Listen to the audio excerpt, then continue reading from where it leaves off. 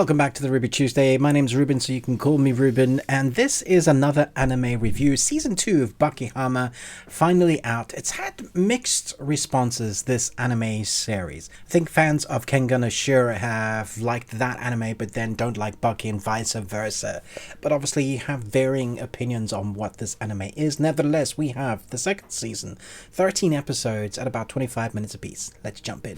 Scientists discover a perfectly preserved prehistoric man so powerful he once preyed on Jurassic dinosaurs, and Baki can't wait to fight him. So this time round, with our 13 episodes, it's less of a tournament arc, but is also a tournament arc. Basically, this prehistoric man who is like the most powerful enemy that any of the fighters that we've seen, that we've come to watch, he is the top of that form, and so all the fighters are drawn to him. So there are an amount of fights that happen regardless of whether it's a tournament or not, just because they all want to put up their ultimate strength and their ultimate martial arts, whatever that looks like, whatever they've trained in, that's what they're going to go for.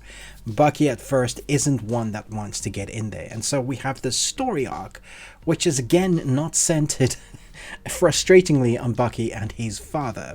His father is still in the picture, but we barely see him once again.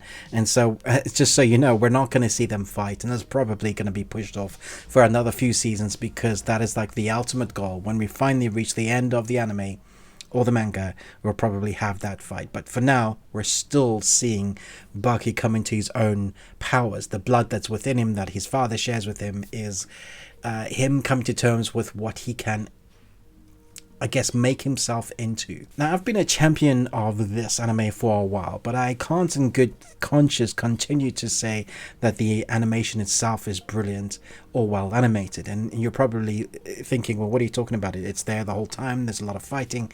Yeah, there is a lot of fighting, but if you notice, if you watch specifically while you're watching the anime, there's a lot of still frames that they move, like they pan left and right. There's a lot of unmoving characters that they'll just tweak with slight movements. There's very little animation, and when it comes to the actual fighting scenes, it's more about the flourishes or the kicks or the colors that they can show in amongst that with the sound effects. So when it comes to actual fighting movements in anime, we have seen a lot better.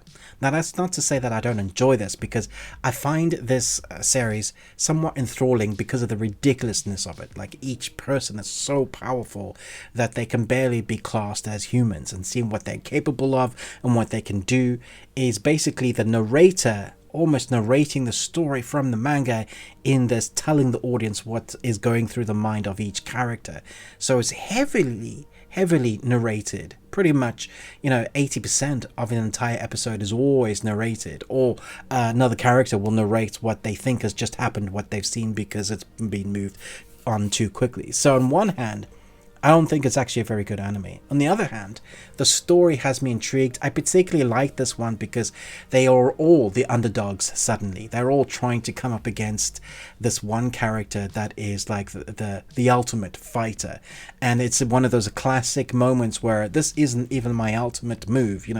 The classic Dragon Ball Z, he's over 9,000. That is totally what you get in this. They'll lose, and then they'll come back stronger. Even our prehistoric man will not lose per se, but will be confronted with things that he's never seen, and that's pretty much his entire story. He's a fish out of water, well, out of time, really. So everything he encounters, from the modern world to the martial arts, that is all very interesting. Seeing how he reacts to that and how quickly he adapts, I thought that was interesting. And seeing the different various martial arts styles confronted with the early prehistoric warrior like this, who's been fighting T-Rexes and such, coming against head to head in those fights. The narration and the story we see, well, the story we hear is entertaining. But the fights themselves, I wish we could see more. Something like Jujutsu Kaisen or Demon Slayer. That sort of fighting or stylized fighting in this anime would have been amazing. It's not to say there aren't moments that are great, but for the most part, it's panning shots, it's colored streaks, and that's what you get with this fighting. And sometimes you'll see a close-up of a face that has been torn off. It's almost the aftermath of each move that we see rather than the actual move. You'll understand when you watch it. I think this is probably one of the better helpings of the series that we've had so far, but I'm tired of kind of how they do it. I just kind of want to get to that fight now.